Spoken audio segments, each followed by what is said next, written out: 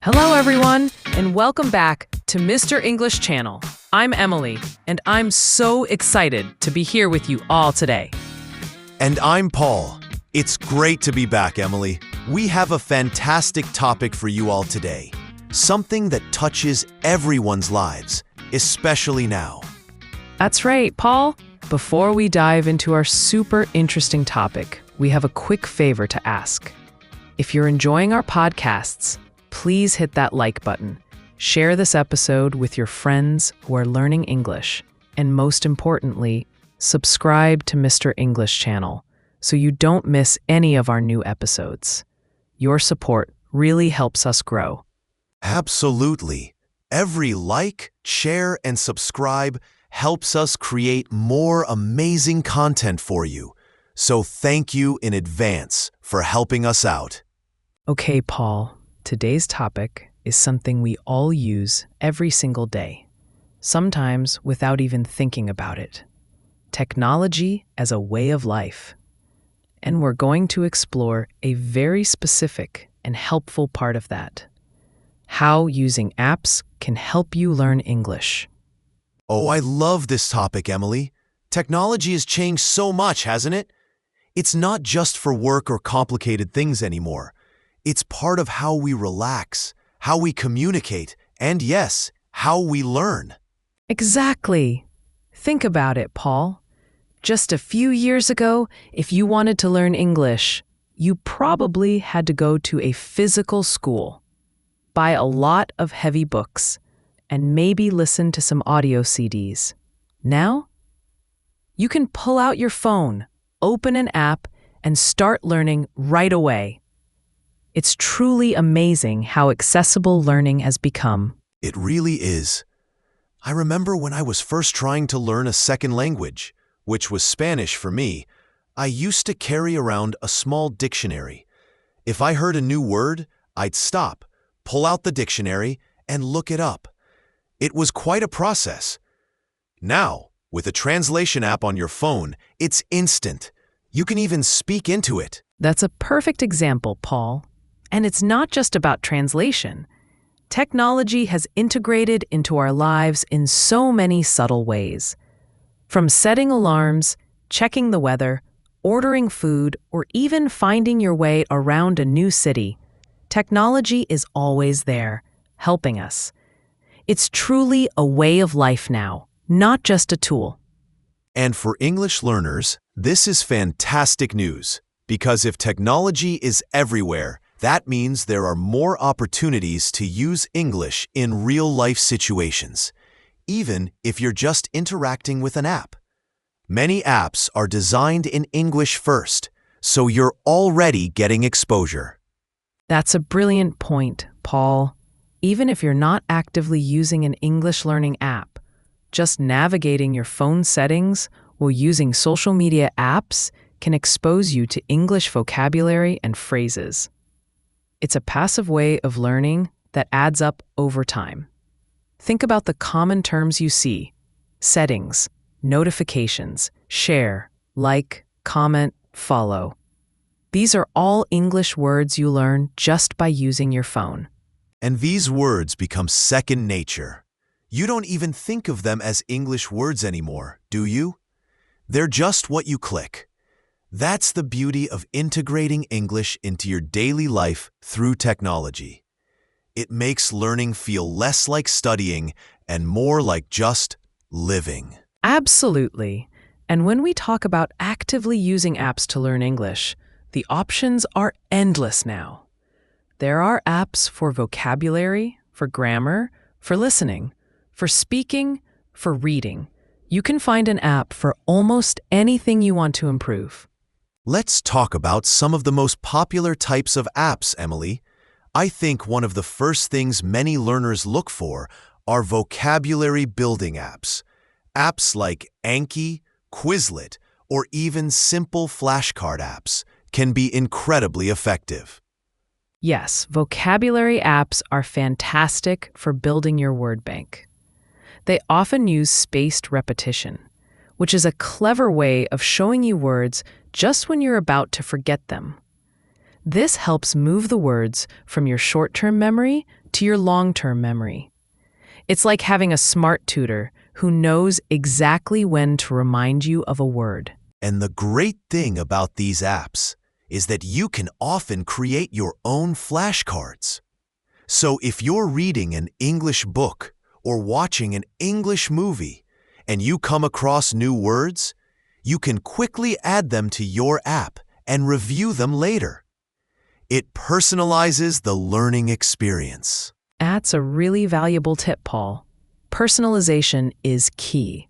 When you're learning words that are relevant to your interests, you're much more likely to remember them. For example, if you love cooking, you can create flashcards with English cooking terms.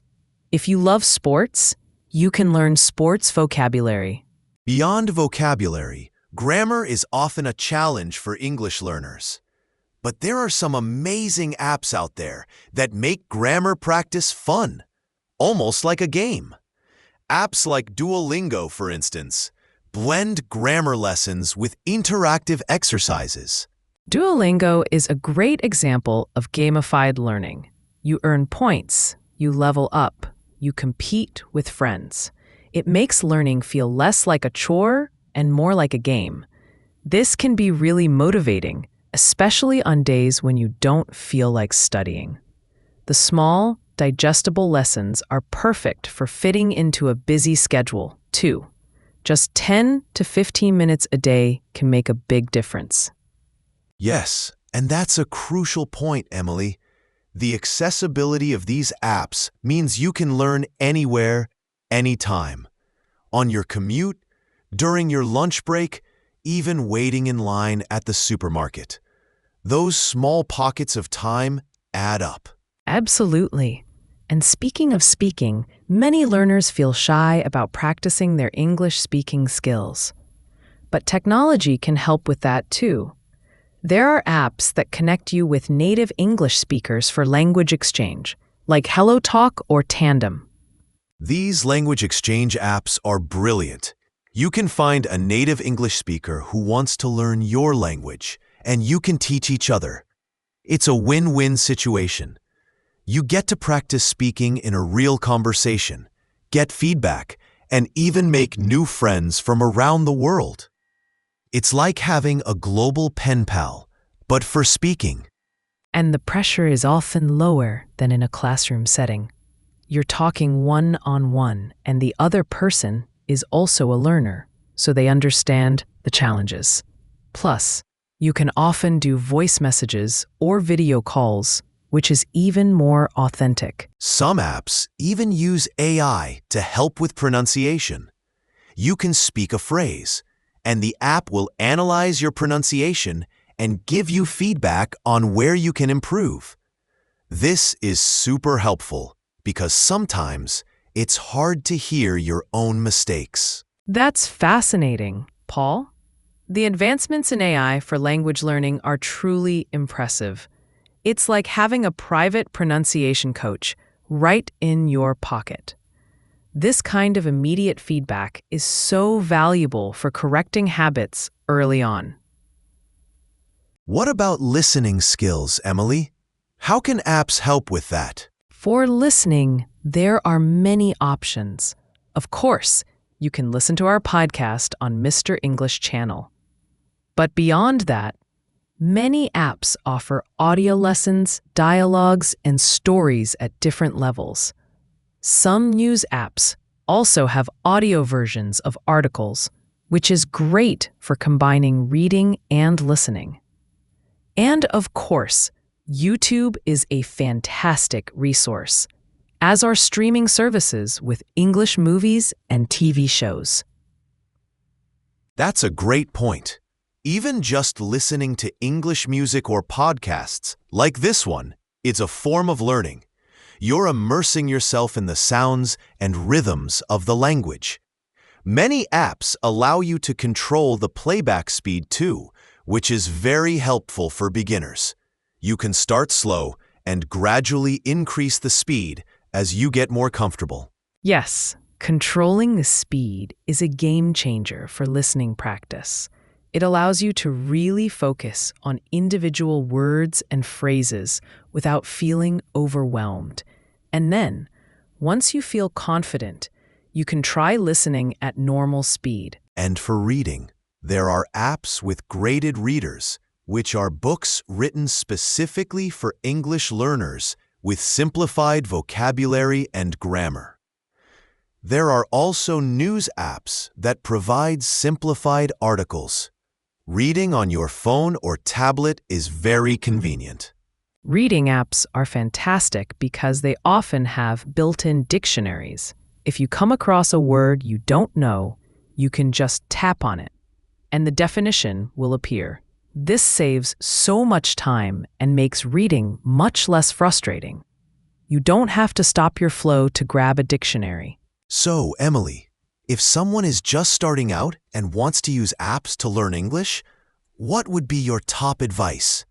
My top advice would be to start small and be consistent. Don't try to download 10 different apps at once and feel overwhelmed. Choose one or two that you think will be most helpful for your current goals. Maybe one for vocabulary and one for grammar. That's a great tip. Consistency is truly key. Even 15 minutes a day using an app is much more effective than one long session once a week. Little by little, you build up your skills. And make it a habit. Try to incorporate app-based learning into your daily routine. Maybe while you're waiting for your coffee to brew or before you go to bed. Find a time that works for you and stick to it. Treat it like a small, fun activity rather than a chore. Also, don't be afraid to try different apps until you find what works best for you. What one person finds effective, another might not. There are so many options, so explore and see what fits your learning style. Exactly. Some people love gamified apps. Others prefer a more traditional flashcard approach. It's all about finding what keeps you motivated and engaged. And remember, these apps are tools. They are there to help you, not to replace real-life interaction or other forms of learning. They complement your learning journey. That's a crucial distinction. Apps are excellent for practice and reinforcement, but they shouldn't be your only source of learning. Try to combine them with watching English movies, listening to English music, reading English books, and whenever possible, speaking with native speakers. And don't be afraid to make mistakes. Apps are a safe space to practice and experiment. You can repeat exercises as many times as you need without feeling embarrassed. That's one of their biggest advantages. It's a low-pressure environment for trial and error. So, in summary, technology has truly transformed how we live, and that includes how we learn. English learning apps offer incredible flexibility, personalization, and accessibility, making it easier than ever to build your English skills. Absolutely. From vocabulary to grammar, listening to speaking, there's an app out there to help you on your journey. So, embrace technology, make it your friend in learning English, and see how much progress you can make. Well, Emily, this has been a really insightful conversation. I hope our listeners are feeling inspired to open up their app stores. I hope so too, Paul. And to all our wonderful listeners, thank you so much for tuning in to Mr. English Channel. We truly appreciate your support. Before you go, remember to like this episode, share it with your friends who are learning English, and please, please, please subscribe to our channel. And we'd love to hear from you. What are your favorite apps for learning English? Do you have any tips for using technology to improve your language skills? Leave us a comment below and let us know.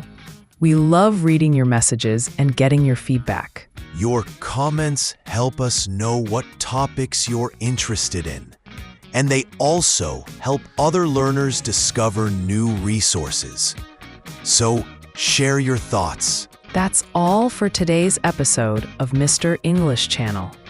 We'll be back soon with another exciting topic to help you on your English learning journey. See you next time, everyone. Keep practicing, keep learning, and keep using those apps. Bye for now. Take care.